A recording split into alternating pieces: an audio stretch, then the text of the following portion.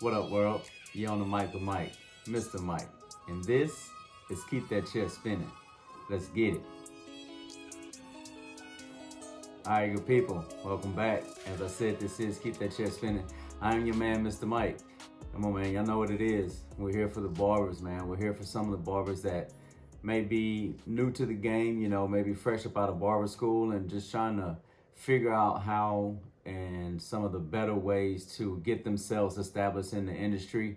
Maybe a barber that's been cutting out the garage, been had a license, and of course garage means home garage, whatever your setup is, but has had their license but never took the steps to go towards getting into a shop. Maybe it's a veteran barber, somebody that's been at it for about 4 or 5 years now and just kind of find themselves a little stagnant and unsure of how to go forward, where they want to take their career, maybe thinking about throwing the clippers in and quitting and all the way around. But hopefully with this, man, we've been able to drop y'all some good advice, some good information to help refocus and rebrand yourself and get you back going.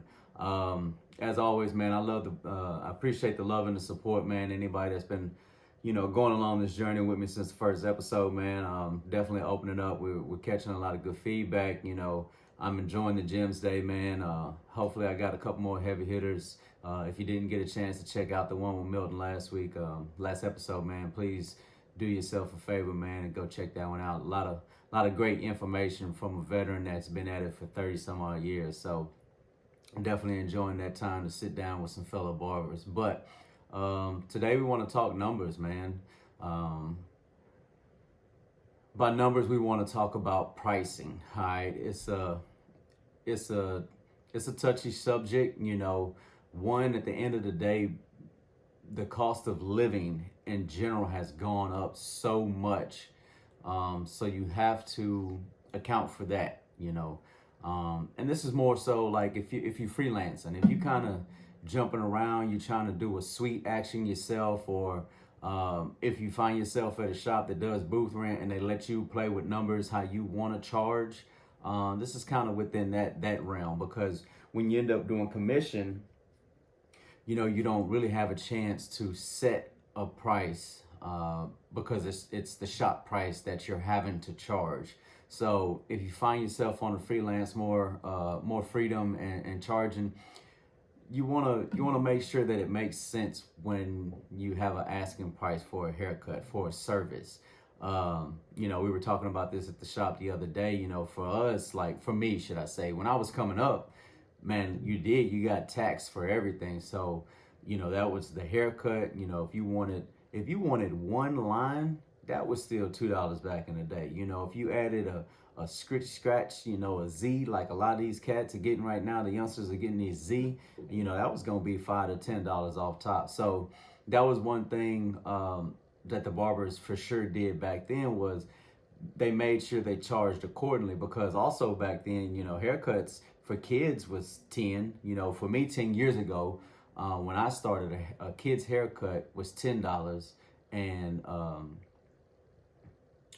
adults was 20, so it was a big gap like that. So again, if I'm charging you 10 for a haircut, yeah, I need to make sure I can get my extra $2 or $5, especially for those that aren't tipping.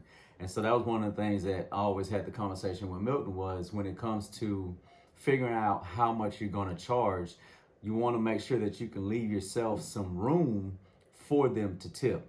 Now, there's another side of coin to that, to where you may have to force yourself to charge. That way you make sure you get your tip in that price. That way, if they giving you 40 for the cut, you're not expecting anything, because you know that you've already factored in a chance for them to tip. So if the 40 is what you're going to charge, the 40 is what you're going to charge. And that's just for the haircut alone. But again, you want to make sure that you do give yourself some grace. If they feel like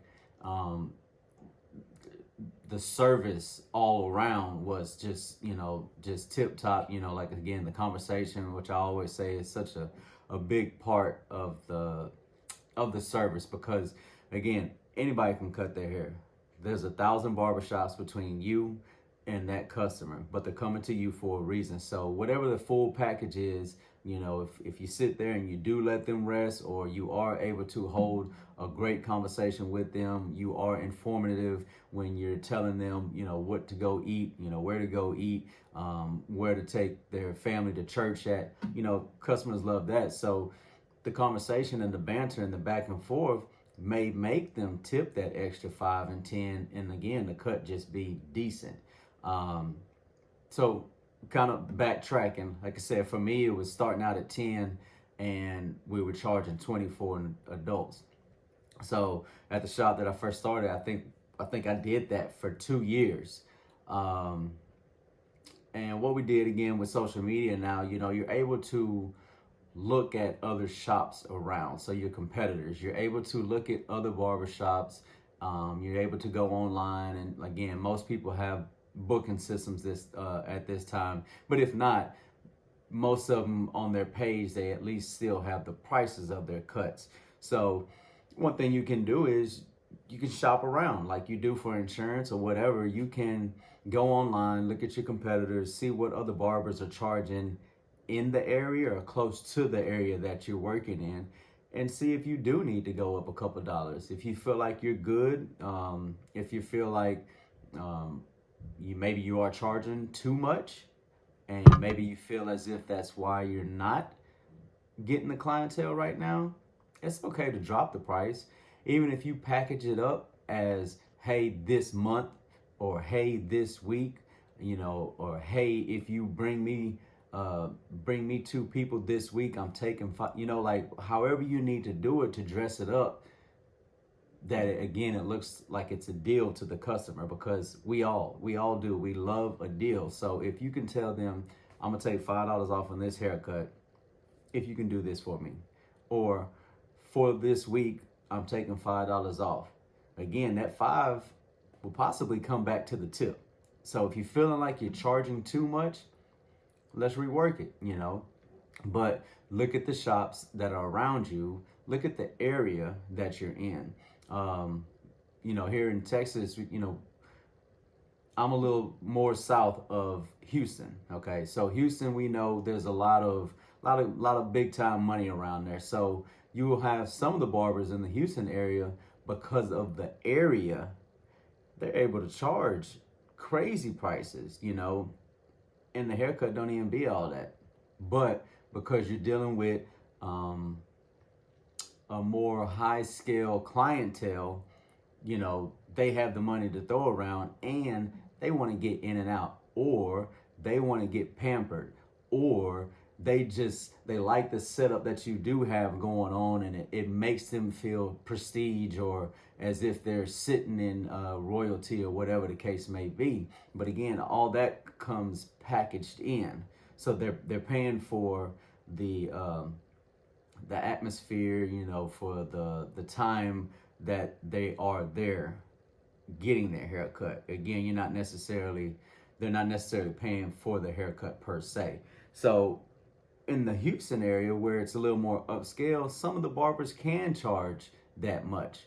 Okay, well, if you go a little bit further south, where it's 4 barbers in one shop, and it's real small, and there's no waiting room, and you know, ain't no running water, or you know, you got to go around here to use the restroom. Like if the accommodations aren't as high, then they're okay to get away with still charging $20 and $25, because of suites, and because of house calls, or more people cutting at home. House calls have been watered down. You know, again, when I started out, what a lot of barbers were able to do was, if you wanted a house call, meaning I'm gonna work my 8 to 9 hours at the shop and then come home, you know, and come cut your hair at your house, or you can come to my house and I cut your hair there.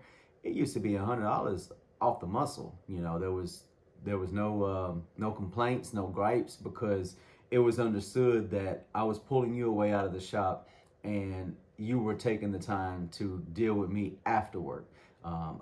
Me as a customer, I had something going on. I had a prior engagement. I couldn't get to you, or maybe even, kind of sickly, had surgery. I can't get out the house like that. But it was still known that a house call was going to be anywhere from, 60, basically triple your pay. So again, we were starting at $20 for a adult haircut. 60, 80, $100 was known. Well, now you got people that, again, they cut in the garage or they cut in home, to where they're not charging that $100 because to them that's their business front. So now they're charging just regular prices for haircuts. And then you have some that are even charging cheaper for a regular haircut because they're at their sanctuary. That is their business, where they're cutting 5 to 7 people a day at their home with the kids running around or whatever the case may be. But the game has kind of gotten watered down there. So it's kind of harder to charge that still $100 quote unquote house call, because there are more people that are actually cutting at the house now. So that's something to keep in mind as well. So you have to be mindful of the area that you're at. Take a look at where you're at and see, can I charge this $20 for this? Can I charge this $50 for this? And see if the area is gonna pay that. I remember when I first moved into the shop, I think we were there for maybe 6 months, and I actually went up on $5 on everything. And I remember a guy walked in, man, and he was like, for a haircut, oh, you think just because we're in this area that you can charge this much? He said, you won't last long. Man, buddy, I wish you were seeing this. Well, we're here 5 years later, and we've actually went up more, and it's still being paid out. So, at the end of the day, you still have to stand on what you're going to charge. If you can believe in yourself, if you believe that your cuts can hold up to that price, that your conversation can hold up to that price, that the consistency can hold up to that price, then charge. But you still have to look at the area that you're at, the accommodations that are coming with it. Again, we talk about the shops right now that offer up a beer, they offer up a cigar, that they offer up the music, that just the atmosphere that brings it on, and they're like, yeah, man, I don't mind paying that. So that kind of gets tied in as well, as far as what are you bringing with charging someone so much or so little. When we talk about sports clips and supercuts and all that, what they give you for a lower price is, outside of a jacked up haircut, is they give you the speed. They one of the things that they're big on is they like to get people in and out. And so there's no real professionalism in it as far as the detailed work that us barbers normally do. So, some haircuts for some people take 30, 45 minutes. Well, those franchises of the clips places, they're trying to get people out in 20, 25 minutes. And this is from talking to people that have actually worked there, because they have numbers that they're trying to reach, just as far as how many people they get. But again, you talk to somebody that's went to Super Clips or whatever they is, you're gonna get the same story. It was a decent haircut the first time, but the second time I went back, I couldn't get the same person. And the third time, that person jacked me up. And then on the fourth time, it was even worse. So there's no consistency there. And that is the franchise. And with them franchises, there's a great turnover. So that's where your prices come in, because you're consistent. You're not jumping shops a lot. You're not making your people have to follow you around town. But again, the consistency, they know that they can come and pay this price that you're asking them, and that it's going to equal up with the cut and the atmosphere and the conversation that you're giving them, the customer service that you're giving them. So be mindful of your area and look at what you are providing. So again, when I did open up my shop, I tried to figure out what could I bring to my shop and to the area that was going to be something different. So with that, what we did do was, when it came to doing the beards, I do a hot towel. So it's a hot towel for every shave, every beard shave. I lay them back, I put a hot towel, I got the towel warmer and all that good stuff. So again, I started looking at that and I was like, that's an extra service. So that's what helped me go up on prices for an extra five there, because that's an extra service. That's taking time out of me being able to get somebody else in, even though it only takes an extra 5 minutes. But again, what was that? That's $1 a minute. So for that $1 a minute, I could have possibly had somebody else in the chair for 5 minutes into their haircut. So I need to be paid accordingly for that 5 minutes. So that's what we did. We added an extra five for the actual beard service to be done, but you're going to get that hot towel every time. And there's benefits to it. It really didn't have to be sold, but the thing that I did kind of harp on when I did it was, I was like, hey, women go to their salons and to the nail people and they get pampered. So I was like, why can't the guys be taken care of and, made felt good when they go get their stuff done. So that's just kind of what the route we took with that, and it's paid off. It's something that a lot of customers definitely look forward to when they come in. They like to get the hot towel and relax and just kind of forget about life for a second. So they, it paid off for me. You know what I mean? Again, to each his own. Again, some areas, they're a little more upscale. They feel like they'll charge an extra 20 for that, but I looked at everything. I looked at the demographics. I looked at what my clientele already was and where it was, how things were ran at the other shop that I come from. And I just knew that that was going to be something that kind of pushed us a little bit further along in the path that we were trying to go. And again, it's paid off. But also, because of the payoff came with more busyness. So that's another factor that you can look at when you look at prices. Okay, how busy are you? How busy do you want to be? If you are charging $20 a haircut still, whether it's at the shop, whether it's at barber school, whether it's at the garage, if you're charging $20 and you got 10 people lined up every single day, you're working pretty hard, man, to get these people in. Barbering is still fun for me, don't get me wrong, but I don't like to be overworked either. I'd rather be, I say this, I'd rather be steady than overwhelmingly busy. So if you got 10 people that's always lined up because they coming to get $20 haircuts, one of the things, again, you start looking at $2 for the part, $5 for the zigzag. Of course, the eyebrows cost 8 to 10. You got some people, which again comes from the more upscale, that they want their hair shampooed. Okay, that's a service. If I'm gonna shampoo your hair, I'm taking the time out to go do this for another 5 minutes that could have been in 5 minutes to a regular service for a haircut. So you start charging for the thing. So you have to find out where you start adding these things up to make it pay out for you. And so if you feel like you got 10 people that's always lined up at $20 a haircut, and you feel like at the end of the day, all you want to do is go to sleep, take some off of you. And you don't have to always move fast. It doesn't have to always be bump up $5 or bump up $10. Take your time, go slow, bump up $2. All right. If you're charging 20, hey guys, man, start next week, I'm charging 22 for haircuts. And then after the 22, yes, you will be having to pay for this, for that, for that, for that. Itemize it, but let them know that this is a service. And that's one of the things our instructor has said as well in barber school. When a lot of people were talking about, can I just get an edge up? Yeah, you can just get an edge up. And they were like, well, can you taper me as well? That still counts as an edge up, right?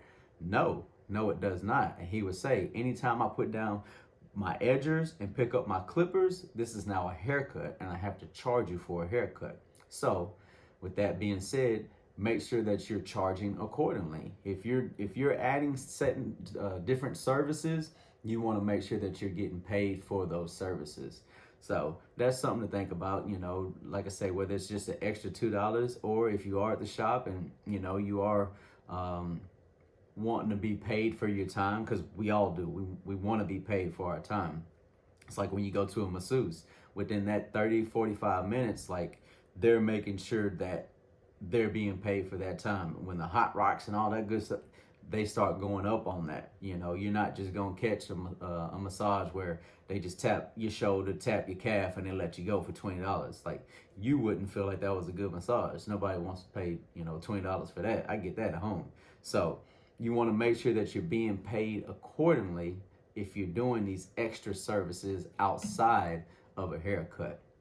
Now, to your actual work, you gotta examine your worth for real. You have to be for real with you. You have to think about how many times is the customer giving you the mirror back and saying, oh, if you could actually tighten up on this, hey, this is a little crooked last time. And again, we've said nobody's perfect, but if it's a daily battle that there's loose ends that you're having to tighten up, look at that before you decide, oh man, I should be getting paid $50 for this haircut. Should you? Who's gonna pay that when every time you give them the mirror they need you to fix something? Or that line that we always get, that, man, I went home and washed my hair and it didn't lay like I wanted it to lay.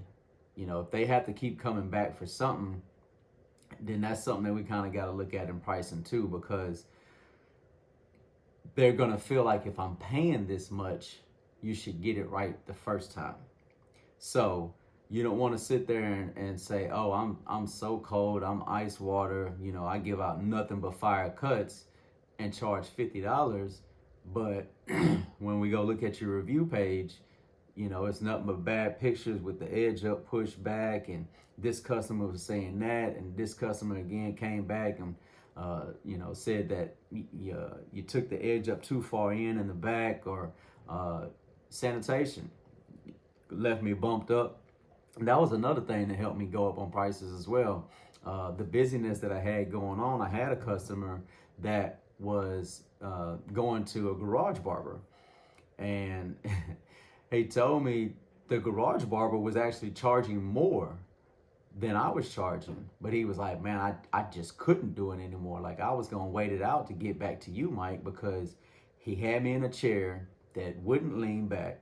So when he was trying to do my beard, I wasn't getting leaned back like I was with you. I wasn't getting a hot towel.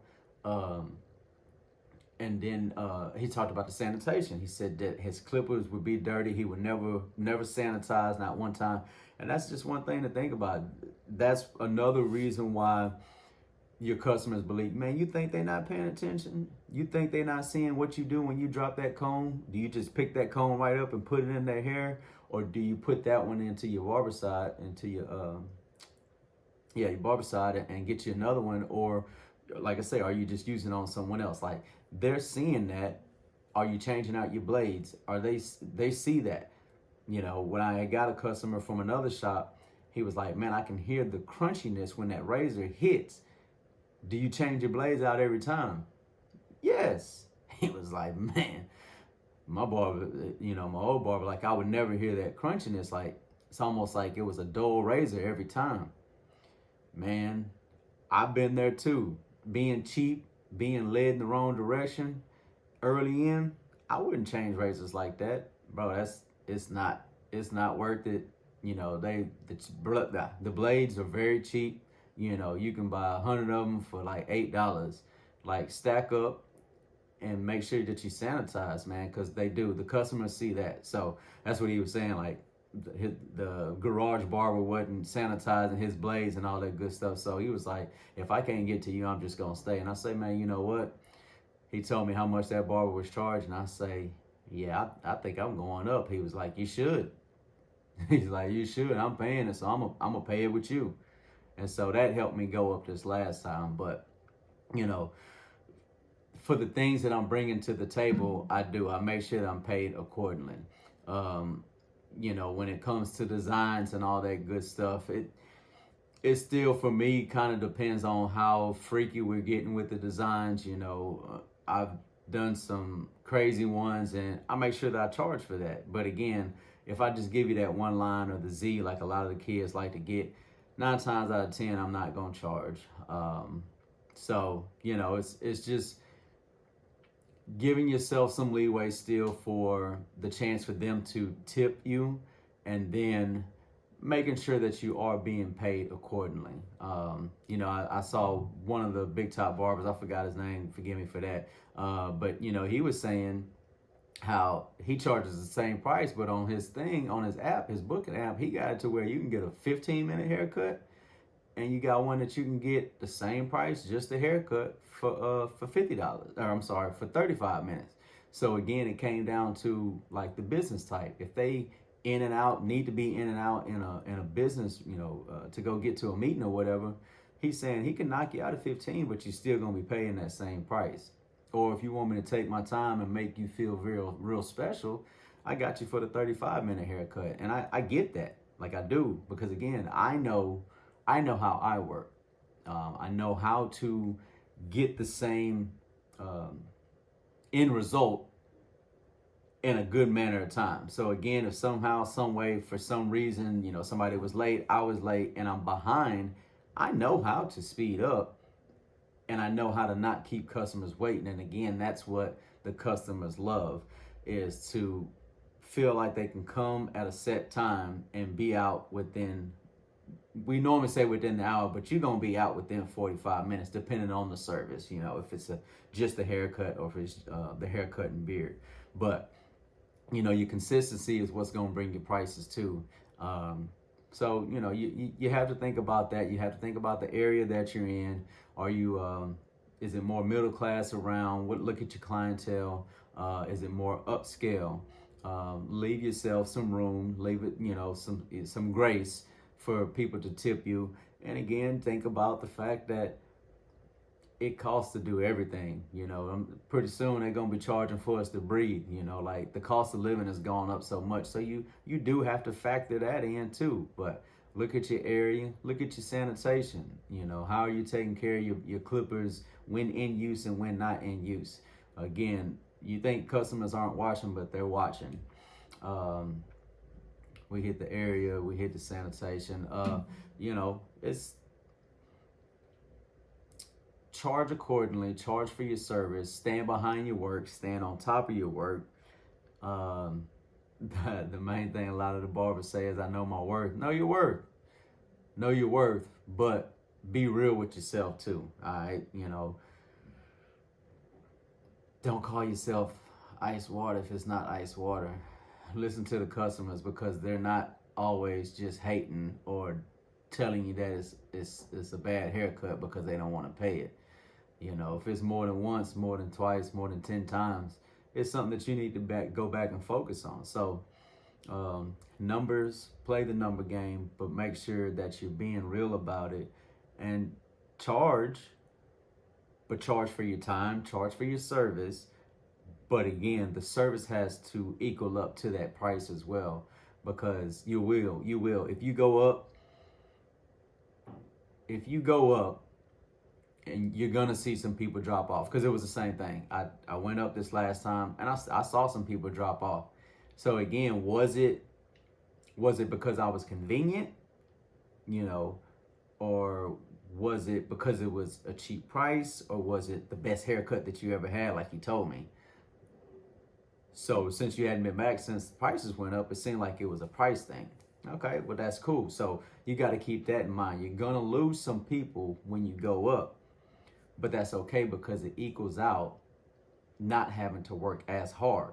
So you may have had 10 people always waiting for them $20 haircuts, but if you go up to 25, you may lose some people, and that's okay, because it may go down from 10 people always waiting to 6 people always waiting. But now you get some more time to hone in on your skills, maybe start working on designs if you're a design person. I don't love designs, but I don't mind doing them. Again, what my boy said was, it ain't all about the designs. I want you to have the cut for your wedding, to have the cut for your graduation when you're walking down, walking the stage, walking down the aisle. So, don't get caught up in trying to be the design man. You know what I mean? So yeah, man, that's what it's all about, man. The numbers, make it make sense. Charge accordingly, know your worth, But be real about it. You know, look in the mirror, be real with yourself, man. You're not an ice water if it ain't ice water to them. You know, how you feel the haircut looks, that's cool all day long, but they're the one that's paying it. They're the one that's gonna have to pay it and to continue to pay it. So if they don't feel like it's matching all, if it's not all matching, they're not gonna pay it. They're just not. So keep that in mind and don't run yourself out of business, you know. And again, if you need to run some type of deal, run some type of special, you know, this week only, whatever, I'm taking 5 off, and see how people react to that. You know, you can play with the numbers for a little bit and kind of judge and see where your clientele is, but keep the area in mind. Keep in mind what you're offering besides the haircut, and that may be able to get you a couple extra dollars. I know the people that do all the fibers and, you know, the hair dye and all that good stuff. That's an extra service, and they charge for it, so it works for them. But it just make sense, man. Hey, as always, I appreciate it. If you haven't done it, please go like and subscribe. Again, we're on Google, Apple, and YouTube. So give us a shot, man. We're on all platforms. Hit us up. I appreciate the love and support. One.